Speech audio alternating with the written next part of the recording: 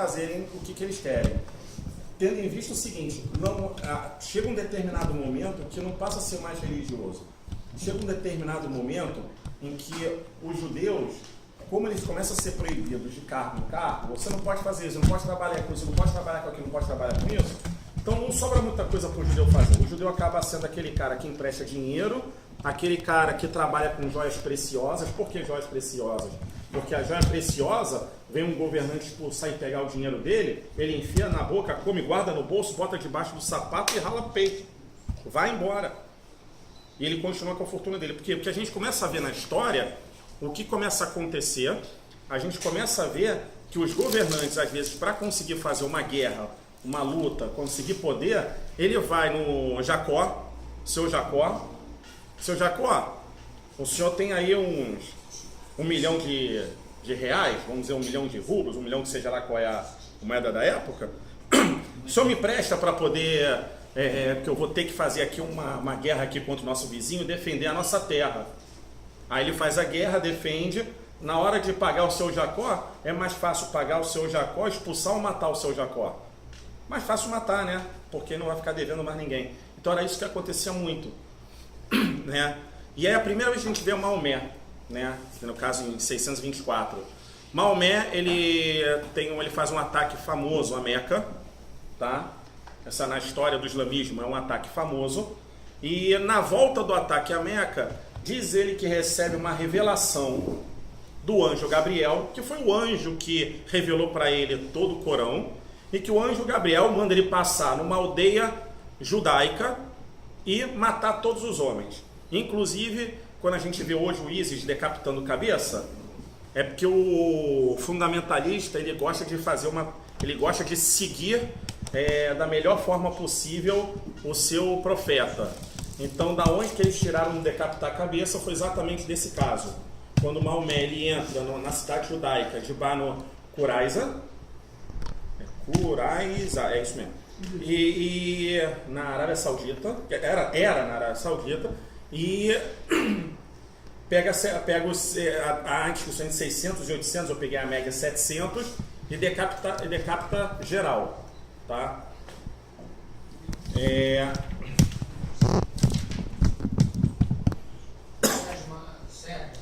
Mas o Maomé já era muçulmano? Muçulmano não, islã? Não, beduíno. Nessa época ele recebe a revelação antes, tá? Nessa época ele já está fazendo guerra para conquistar exatamente poder implantar o Islã na época, né? A gente lembra assim, na verdade o Islã não nasceu de uma hora para outra. Maomé ele teve a revelação durante 23 anos. Ele começou lá na caverna dele, né? Um encontro com o anjo Gabriel, que é comparado ao encontro de Moisés com Deus, né? E termina 23 anos depois. E aí aqui ele já está plantando o Islã, já está dizendo que ele tem que estar lá no tal lugar, em Meca, que tem que ser dele e tal. Então já é o início já. Tá? Não é um meio não. Mas ele era o quê? Maomé, por enquanto, ele era um árabe, um beduíno, um árabe. E ele era judeu, não poderia... Ele não. Não. Nem romano, nem... Não. Ele era local. E a gente começa a ver que... Fala. Dizia descendente de Ismael. Mas ele já dizia isso ou depois que... Não. Dizer que ele era? Não, depois foi escrito. Depois. Não. Ele no Corão ele não diz nós viemos, né? Ele na verdade o Maomé no Corão ele coloca muito claro assim que Abraão, Isaac, já todos eles eram patriarcas. Ele coloca isso, ele fala isso, né? Quando isso foi escrito no Corão, tá? Então assim, não é que ele diz, ele já coloca isso, né? O povo árabe da época já tem esse conhecimento, como os judeus também tinham, entendeu? Então a gente começa a ver o seguinte, a gente tem que começar a entender que desde quando os judeus são expulsos de Israel, né, na época do reino de Israel, pelos romanos, começa uma peregrinação, se vocês repararem, que eu vou passar aqui rápido, que é um vai para um lado, vai para o outro, vai para um lado, vai para o outro, vai para um lado, vai para o outro, que chega a cansar. Porque é expulso, vai para a Espanha e Portugal, e outra parte vai para a França. Aí da França vai para a Inglaterra, porque é expulso. Aí da Inglaterra, expulsa da Inglaterra, volta para a França. Aí da França fica, expulsa da França, mas aí depois o rei traz de volta. Aí vai para a Alemanha. E aí daqui a pouco a gente começa a ver que os países que são Espanha e Portugal começam a descer para os países árabes, os judeus que estão lá, começam a descer para os países árabes, né, do norte, na verdade, árabes, mas não árabes, mas islâmicos, muçulmanos, comunidades, né, do norte da África, e os que estão mais na França, Inglaterra e Alemanha, Itália, vão se dirigindo cada vez mais na direção da Rússia, né, cada vez mais para a Europa Oriental, né, que vai para a Rússia para depois voltar para a Polícia, e aí começa aquela coisa de vai e vem. Tá? Então vamos ver aqui rápido, porque senão a gente não vai sair daqui hoje. Tá? Então a gente tem um rei visigodo também que torna ilegal práticas judaicas, tá? E obriga a conversão para o cristianismo e expulsa os judeus de suas terras. Identificação de judeus. A gente começa a ter a mania às vezes de pensar que tudo na Alemanha, a Alemanha nazista, botou a estrela, foi o primeiro que marcou os judeus botando a estrela. A Alemanha nazista, na verdade, eu vendo essa palestra toda que eu montei, eu cheguei à conclusão que a Alemanha nazista conseguiu juntar o The Must do antissemitismo durante toda a história e botou a ideologia dele dentro desse The Must, né, dentro dos top 10. Né? Então, a primeira vez que a gente vê um judeu sendo marcado, identificado, mas engraçado que não é por antissemitismo em si, tá? Mas eu coloquei só esse fato que é a primeira vez que um judeu aparece sendo identificado. É quando o califa de Bagdá marca os judeus. Mas ele também não marca os cristãos também. Por quê? Porque pelo islamismo, eles consideram o judeu, o islã, a pessoa que faz o muçulmano, né? Que faz o islã tudo certinho, ele é um cidadão classe A com todos os direitos. Abaixo dele tem quem? Os outros dois povos monoteístas, porque seguem o mesmo Deus, né? Então eles são classe B, que são os judeus e os cristãos. Então, como que ele tinha que identificar? Ele bota o azul no cristão e bota o amarelo no judeu. Por quê? Porque o judeu cristão tinham que pagar mais impostos, não podiam andar na mesma calçada, se cruzasse com o muçulmano tinha que andar mais baixo, porque o muçulmano tinha que ficar mais alto. Tinha algumas regras, mas viviam bem. Um ou outro caso, por serem um cidadão de segunda classe, você tinha um problema de bullying, vamos dizer assim, né? Vamos usar a nova palavra, de bullying, você tinha um ou outro caso de agressão, mas não era uma coisa comum, né? Essa marcação era mais só para identificação. Agora, quem sofria mais eram os cristãos. Por quê? Porque o islamismo não aceitava o proselitismo.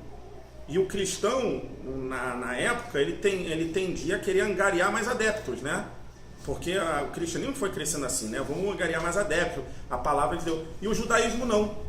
Então, como o islamismo proibia, então quem sofria mais um pouco era o cristão na época, tá? Mas eu coloquei só para dizer que é a primeira vez que marca os judeus com um distintivo amarelo, né? Que, pura coincidência, por acaso, né? A estrela amarela, distintivo amarelo, você vai ver que outros lugares na história aparecem também. Um pequenininho só. O amarelo representa o ouro, que é a aura, né? Porque eles chamam de ouro. Boa, Morada. Em barra, não em... E aí a gente começa a ver que na primeira cruzada 5 mil judeus são mortos, tá? Na Alemanha. Se a gente começar a contar quantos são mortos ao longo da história, e aí a gente chega no caso que 1144, tá? A gente costuma muito falar antissemitismo árabe, o antissemitismo na Alemanha, mas se a gente começar a reparar, os ingleses e os franceses foram muito antissemitas, tá? Isso aqui é uma coisa que vai meio que assustar vocês um pouquinho, tá? Que vai deixar impressionado. Em 1744 é o primeiro caso de acusação de libelo de sangue, de assassinato ritual na Idade Média, tá? Os judeus foram acusados de sequestrar um jovem chamado William de Norwich, na cidade de Norwich, na Inglaterra, para pegar o sangue dele e fazer matzot para Pessa, tá? Tá aqui. Como todos os meninos que sofreram o assassinato ritual, né, tiveram o seu nome envolvido no assassinato como vítima, ele também foi santificado. Alguns a igreja canonizou oficialmente, outros o próprio padre do local ou do país santificou ele, tá? Então ele ficou conhecido como Santo William de Norwich, e ele tinha seu dia comemorado no dia 26 de março, tá? O dia não é mais comemorado, tá? O dia não é mais comemorado, tá? A gente tem que só lembrar o seguinte: em 1965, quando a igreja retira todas as acusações contra os judeus, em 1965, ela retira a acusação que foram os judeus que mataram Jesus, ela retira todas as acusações do libelo de sangue, retira tudo. Então, todos esses dias de comemoração desses santos caem. E em muitas igrejas, as imagens e os quadros são retirados, tá? Mas vamos botar o que é espantoso. Quando aconteceu o negócio que eu falei, a data. Quem é bom de matemática aqui? Você que é bom de matemática? Quem é bom? Você é bom de matemática? Somente em 1967, depois em 1988, 1997 e em 2008, que foi o último livro, é que afirma que o crime não foi cometido pelos judeus. Nós temos quantos anos nessa história? Detalhe, 2008 foi agora, que vamos dizer assim, historicamente, foi agora, né? Se provavelmente você for alguém na cidade de Norwich, uma pessoa que mora lá já faz um tempo, e perguntar, ele vai saber da história, ele vai falar que isso aqui é assunto quente lá, tá? Mas não foi só nessa cidade na Inglaterra que aconteceu.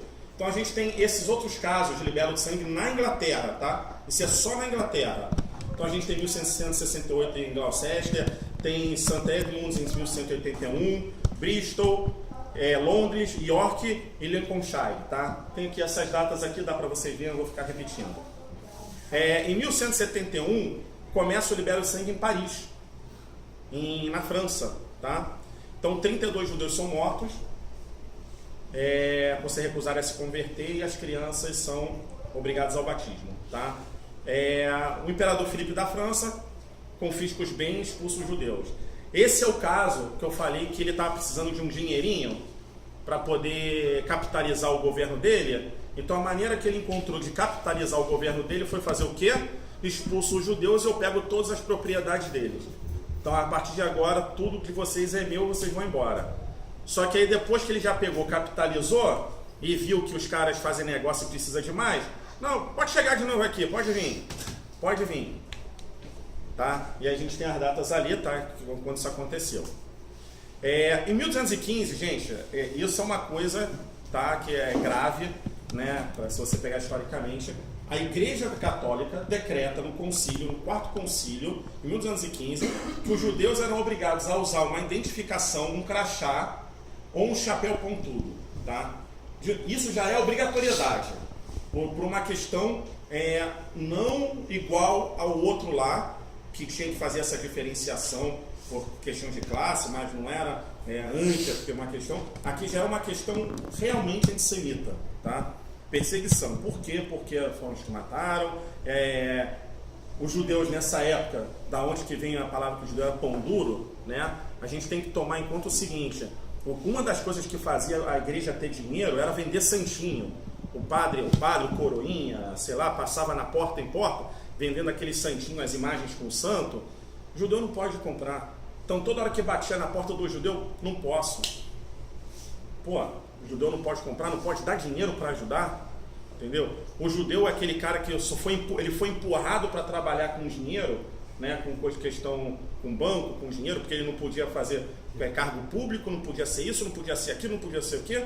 Então assim, se o judeu é aquele cara que empresta dinheiro... Não é só isso não. Não é só isso não. A igreja considerava o trabalho com dinheiro de empréstimo um pecado. Então o cristão também era proibido, que é usura. Sim. Então, além do judeu não ter muita opção de trabalhar, o lugar também era proibido de trabalhar com isso. Sim, sim. Então, esse tipo de trabalho só sobrava para o judeu. Então, a fama do judeu pão duro, o judeu que mexe com dinheiro, querendo mal dos outros e tal, vem tudo dessa época, que a igreja começou a colocar isso, né? E o judeu, de certa forma, foi empurrado para trabalhar também com essa questão de empréstimo e tal, né? E aí a gente vê que num documento oficial da Inglaterra de Londres, o cabeçalho do documento a gente tem essa figura. Pode ser que não possa dizer muito para vocês, mas a gente vê um diabinho apontando 2 narizes ali, né? Você vê o chapéu de ponta, né? Já começa a característica física do judeu. Isso, na verdade, é um documento que ele retrata o libelo de sangue de Norwich, da cidade de Norwich, tá? Então a gente tem que em 1239 o Papa Gregório IX, ele ordena o rei da Espanha e Portugal, e França, Inglaterra, recolherem os livros judaicos, tá? E o que acontece, a grande queima do Talmud em Paris e em Roma, tá? Eles pegam todos os livros judaicos, fazem a fogueira e jogam tudo lá dentro. Em 1250 tem a acusação de libelo de sangue em Flandres, e você tem o rei Luís XIV na França expulsando os judeus, tá? Que foram para a Alemanha. Ou seja, já começou a sair daqui, já está indo mais para o Oriente da Europa, né? A gente Você acha que isso já está na Inquisição? Não, ainda não. Não. A gente tem em 1267, tá? O Conselho da Cidade de Viena obriga os judeus a usarem um capuz em forma de cone, tá? Uma diferenciação pela roupa. A gente vê as imagens, eu sempre estou colocando uma imagem do lado para vocês verem, são imagens da época, tá? De figuras da época que encontrada em livros, encontrada às vezes até em afrescos de igreja, tá? Então a gente vê lá o judeu com aquele negocinho para cima lá, né? E a gente tem uma acusação, a primeira acusação de libelo de sangue na Alemanha, tá? Então 68 foram condenados à morte, tá? E 180 foram queimados vivos dentro da sinagoga de Munique. E aí acontece a expulsão dos judeus da Inglaterra. Em 1290, os judeus são expulsos da Inglaterra, tá? E fogem para a França. E acontece que, quando chegou na França, tempos depois, o rei francês expulsa os judeus, tá?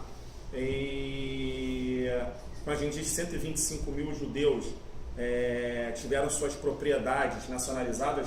É exatamente aquilo. Precisava de um caixinha, expulsa os judeus, nacionaliza as propriedades, passa a pertencer ao governo, tá?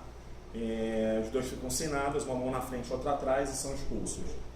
E de novo, em 1321, como nada se perde, tudo se transforma, né? Lá vem o rei Henrique II de Castela, obrigando os judeus a usarem um distintivo amarelo. Mais uma vez. Peste negra é culpa dos judeus. Como se transmitia a peste negra, pessoal? Vamos lá. Contato. Como? Vamos lá. Falta de higiene. Rato. O que acontecia? Como que isso acontecia? O cara estava na rua, andava, escorregava, botava a mão no chão, caía no esgoto, chegava em casa, mulher, vê o frango aí, pegava o frango com a mão, pum, botava para dentro da boca. Não era isso? O que os judeus faziam antes de comer? Graças a Netilat Yadayim, os judeus não morreram na peste negra. Logo, já que os judeus não morreram na peste negra e só morre quem não é judeu, os judeus são os causadores da peste negra. São eles que vão aos poços de água, envenenam os poços e por isso os não-judeus morrem. E na verdade os judeus não morriam porque eles faziam Netilat Yadayim. Lavavam a mão antes de comer, tá? Por causa disso aqui, por causa dessa acusação, a gente tem que só 60 grandes comunidades e 150 pequenas vilas judaicas são totalmente destruídas, tá? Então a gente vê aqui imagens da época do que aconteceu, tá? São gravuras, dá para ver com as gravuras, tá? Da matança e da perseguição dessas comunidades, tá? Posso mudar? Em 1385, entre essas duas datas, né, o imperador Venceslau, ele prende todos os judeus da Suábia. A Suábia é esse nosso azul e rosa que está ali, né? Essa terra. Sul da Espanha. Não. Alemanha. A França está do lado. E ele expulsa todos os judeus de Estrasburgo. Estrasburgo é exatamente uma cidade fronteiriça entre a Alemanha e a França. Tá? Esse aqui é a imagem mais famosa do libelo de sangue. Com certeza, se vocês botarem na internet assassinato ritual, libelo de sangue, a primeira imagem que vai aparecer é essa aqui. Tá? É o libelo de sangue de Simão de Trento. Tá? Vulgo São Simonino. Tá? Também foi canonizado. Tá? O Papa Sisto V, tá ali? Canonizou ele em 1588. Tá? Deixou de ser santo em 1965, de novo quando a igreja retirou todas as acusações e o decreto do Paulo VI liberou os judeus de todas as acusações. Tá? Aqui a gente consegue ver algumas coisas, isso aqui eu vou ali rapidinho, tá? Para vocês entenderem que nessas imagens tem algumas coisinhas que identificam os judeus. Vocês conseguem ver aqui? Uma bolinha amarela aqui, tá? Outra bolinha amarela aqui, outra bolinha amarela aqui, outra bolinha amarela aqui, olha outra bolinha amarela aqui e aqui. Então, você vê que as próprias imagens, elas já trazem identificação que era lei na época, né? O crachá amarelo, né? Que eles eram obrigados a usar, né? E alguns com chapéu pontudo, porque ou você usava um ou você usava o outro, você podia usar os dois, tá? Aquele indivíduo lá atrás está com chapéu pontudo, tá? Se fizesse alguma coisa errada, ia levar aqueles identificados. A gente vê a xilografura, né? A original é que está embaixo, é preta e branca, e a de cima é colorida, é que eu peguei e ficou mais bonita para colocar aí, tá? Então, outros casos de libelo de sangue na Europa, porque eu não vou descrever todos. Então a gente tem todos os casos de libelo de sangue na Europa. Quem falou aí da Inquisição, Davi? Em 1490, na Espanha, teve um libelo de sangue, tá? Que é uma criança que eles chamam de a criança sagrada de La Guardia, tá? Conhecida a história lá. Isso foi, lógico que a Inquisição já vinha adiante, já a Inquisição, mas o pontapé para a parte mais fervorosa dela, a desculpa acontece aí, em 1490, tá? De novo, foi descanonizada depois. 1400, o pessoal já começa a vir para Marrocos. 1435, judeus são forçados à conversão e os bairros, em 1438, os bairros judaicos são fechados como uma espécie de gueto, já o primeiro nosso de gueto. E isso é chamado de melar, que são os guetos marroquinos, tá? Não necessariamente que nos guetos aconteciam coisa horrível, mas o bairro lá que era fechado, tá?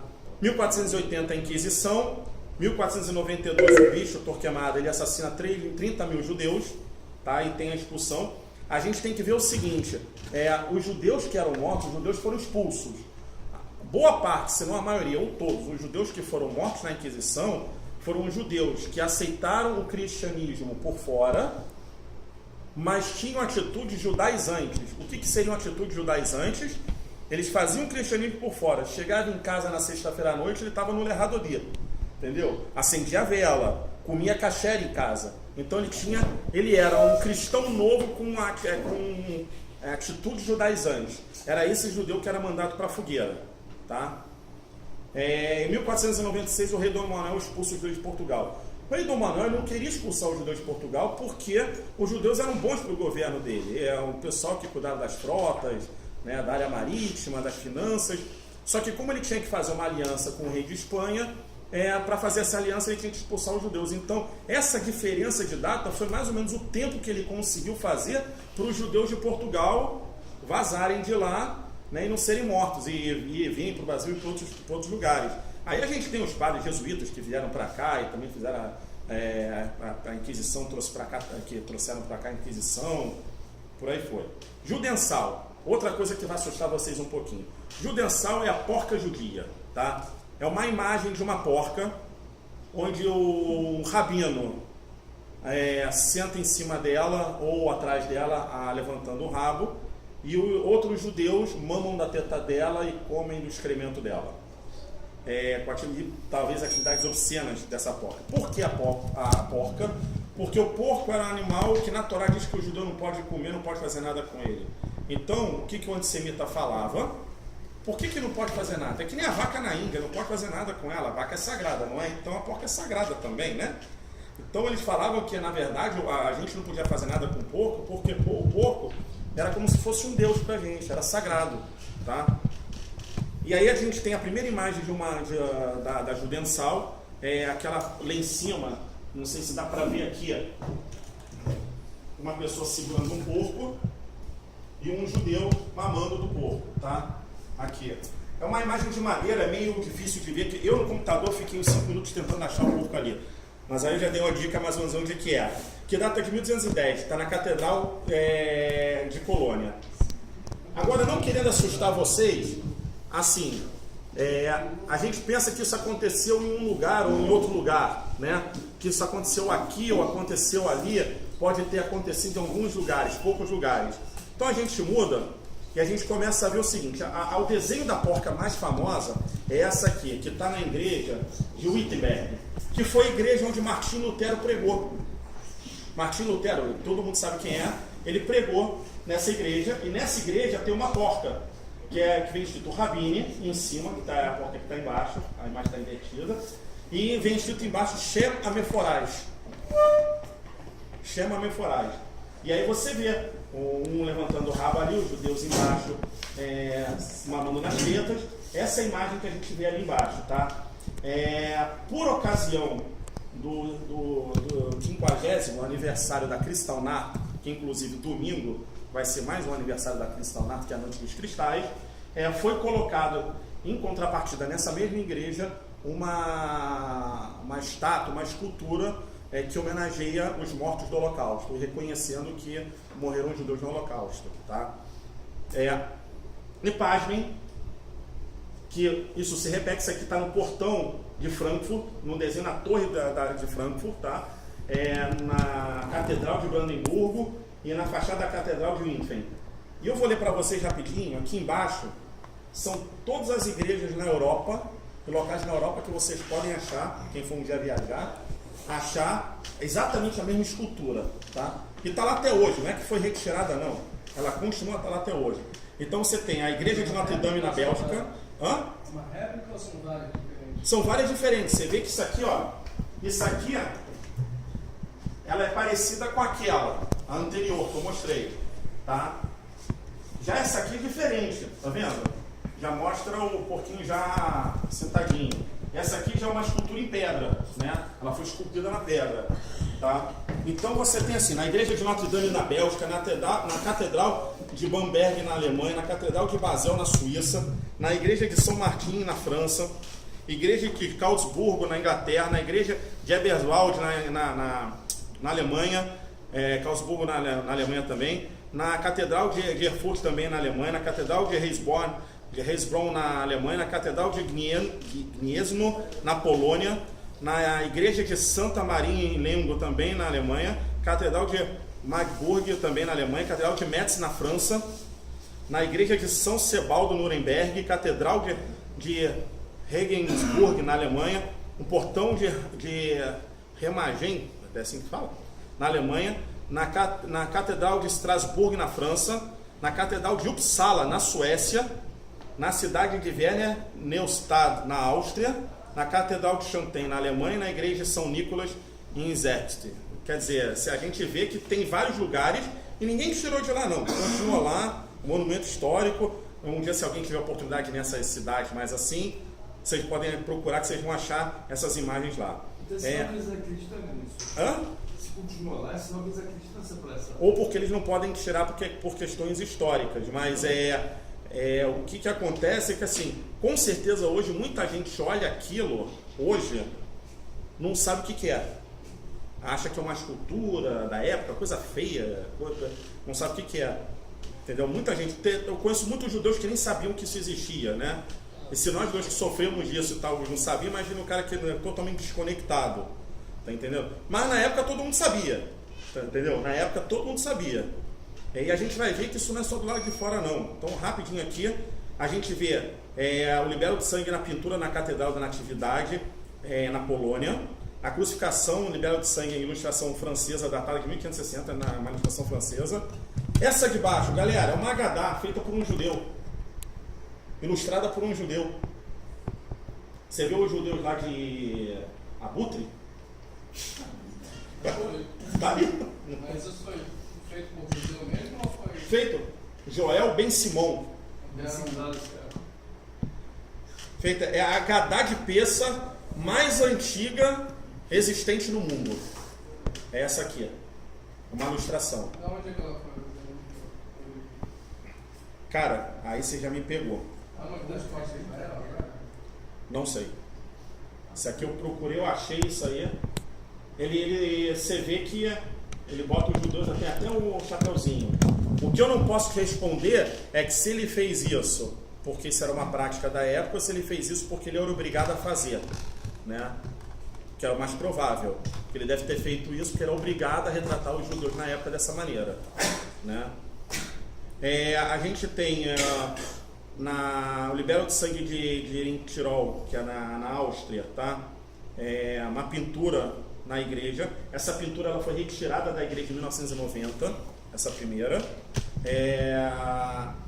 A gente vê também, né, uma imagem, né, de libelo de sangue na Inglaterra, e uma que até hoje existe, ela não foi retirada, que é uma escultura no Palazzo Salvatore, em Trento, na Itália, né, que é a libelo de sangue do São Simonino.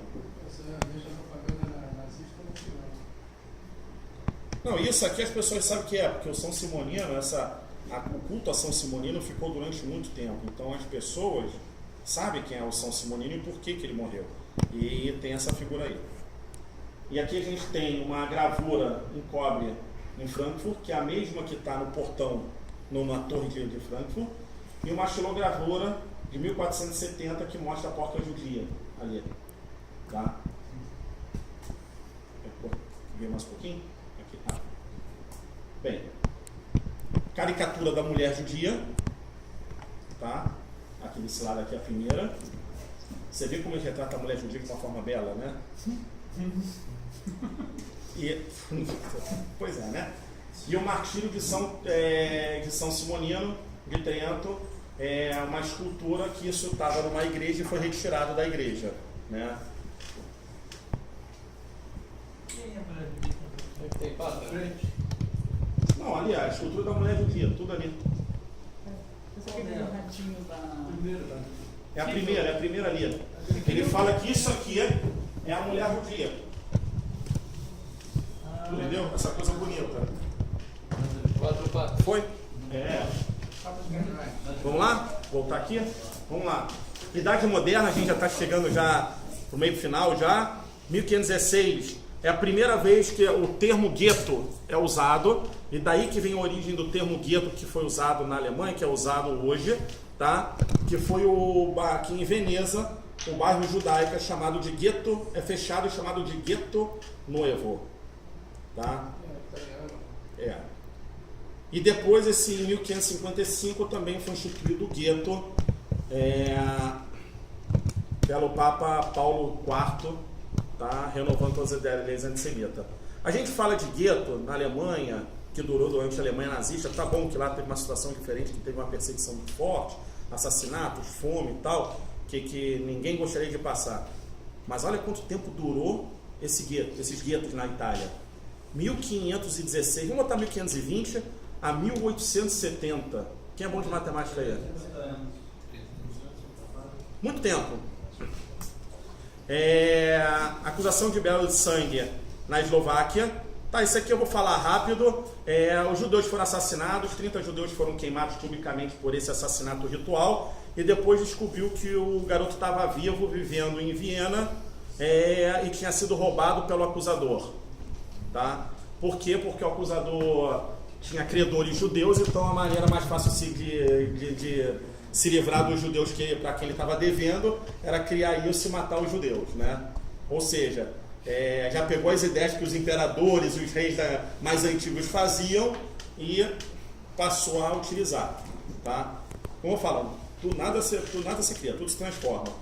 1543, Martinho Lutero faz o primeiro ensaio antissemita da Idade Moderna, tá? Que é sobre os judeus e suas mentiras. Martinho Lutero, ele mesmo. Igreja Luterana, ele mesmo. Ele é papa. Tá? Luteranismo. Ele mesmo. Tá? Aí a gente começa a ver que começa a ir já um pouco mais para. A gente vai no mapa, a gente vai um pouquinho mais para a direita no mapa, que na verdade é para o Oriente, a gente começa indo já para a Rússia. Ivan Terrível chegou ao poder na Rússia e proíbe os judeus viverem em seu reino. Ou seja, os judeus que viviam lá, vaza, sai daqui, não quero vocês.